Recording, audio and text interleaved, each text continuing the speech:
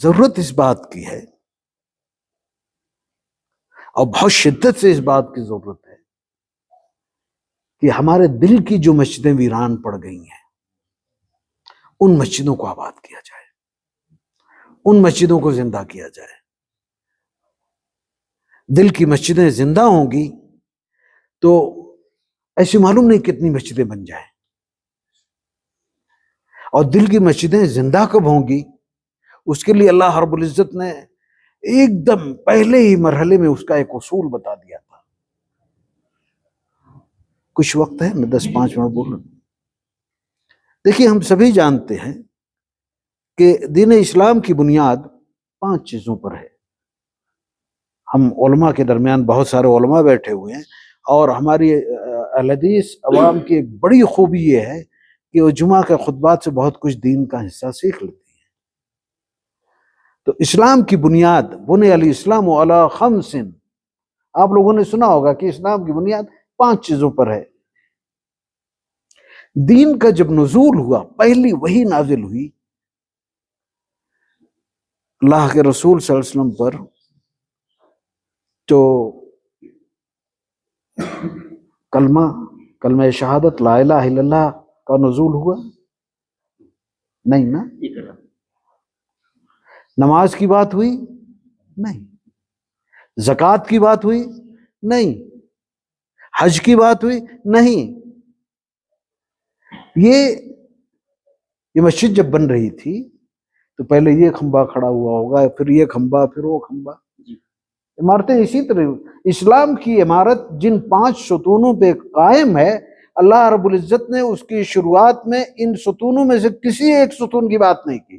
کہا اقرأ بسم ربک الذی خلق، خلق الانسان من علق، اقرأ وربک الاکرم الذی علم بالقلم، علم الانسان ما لم یعلم۔ کیوں اقرأ کہا؟ اس لیے کہ جب پڑھیں گے تو لا الہ الا اللہ محمد الرسول اللہ جو پہلی اساس ہے، اس کے تقاضوں کو سمجھیں گے، اس کی معنویت کو سمجھیں گے۔ صرف لا الہ الا اللہ کہہ دینے سے، زبان سے گر کیا توحید کا دعویٰ، تو کیا حاصل؟ ہم میں سے اکثریت ہندوستان اور پاکستان اور بنگلہ دیش سے بر صغیر کا جو علاقہ ہے، اس بر صغیر کے لوگ، آپ ایک عام آدمی سے پوچھ لیجئے کہ لا الہ الا اللہ محمد الرسول اللہ کا معنی کیا ہے، مطلب کیا ہے، تو نہیں جانتا بیچارہ۔ اس کے تقاضوں کو سمجھنا تو بہت دور کی بات ہے،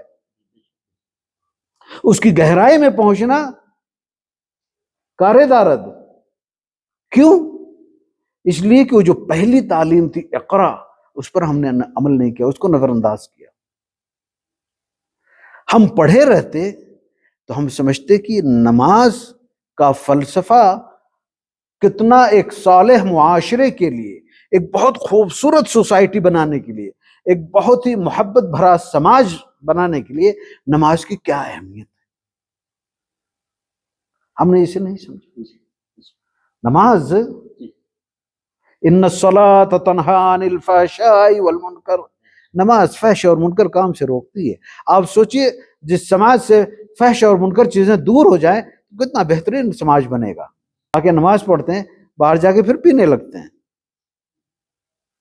جھوٹ، غیبت، معاشرتی برائیاں سب مسجد کے باہر چھوڑ کر آتے ہیں، نماز پڑھتے ہیں، واپس اسی میں چلے جاتے ہیں۔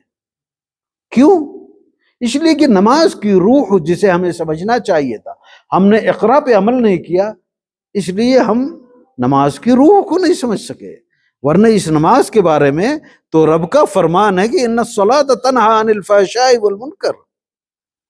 ہمارا نمازی نماز بھی پڑھتا ہے، بہنوں کے حقوق بھی مارتا ہے۔ ہمارا نمازی نماز بھی پڑھتا ہے اور بازاروں میں جھوٹ بھی بولتا ہے۔ ہمارا نمازی نماز بھی پڑھتا ہے اور ایک دوسرے کی غیبت بھی کرتا ہے۔ معاشرے کی جتنی برائیاں ہیں سب ساتھ ساتھ چل رہی ہیں اور نماز بھی چل رہی ہے۔ تو مطلب یہ کہ ہم نماز نہیں پڑھ رہے ہیں، وہ نماز نہیں ہے، وہ نماز نہیں ہے۔ وہ نماز رہتی تو رب کا فرمان ہے کہ نماز فحش اور منکر کام سے روکتی ہے۔ ہم نے زکوٰۃ کی افادیت کو نہیں سمجھا، زکوٰۃ کی معنویت کو نہیں سمجھا، زکوٰۃ کے سسٹم کو نہیں سمجھا. کیوں؟ اس لیے کہ ہم نے اقرا پہ عمل نہیں کیا. زکوٰۃ کا بنیادی ایک دم زکوٰۃ و صدقات کا بنیادی فلسفہ یہ ہے کہ اس گاؤں کا نام کیا ہے؟ ہاڑی.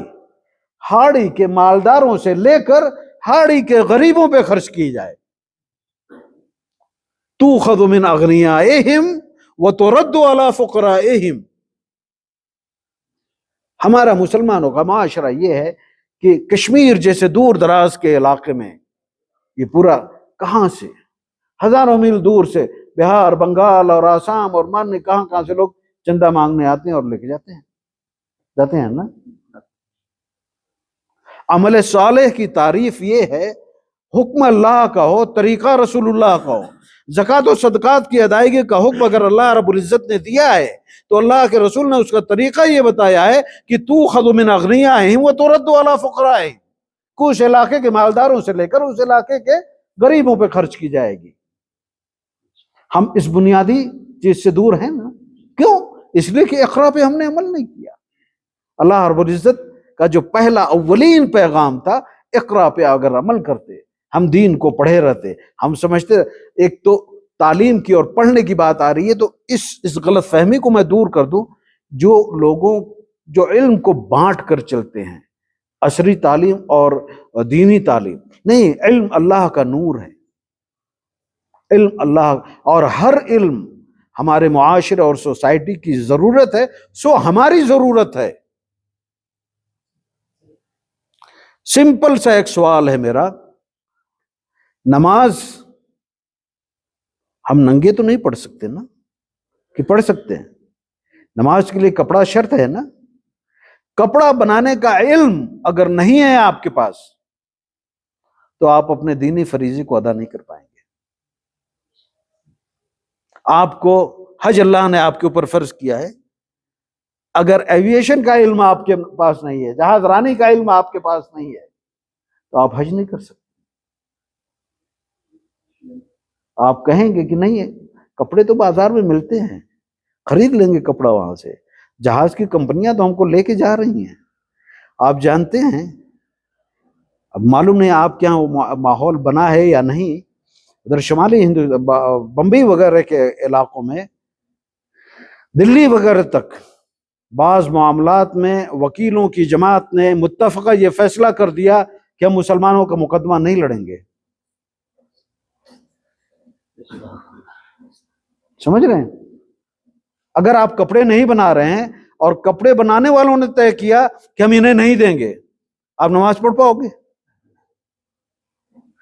یہ جو اب تو ابھی ہم راستے میں سن رہے تھے کہ ہمارے بزرگ حضرات یہاں سے پیدل ان پہاڑوں کو پھلانگتے ہوئے اور پار کرتے ہوئے کہاں چلے جاتے تھے، ہے نا.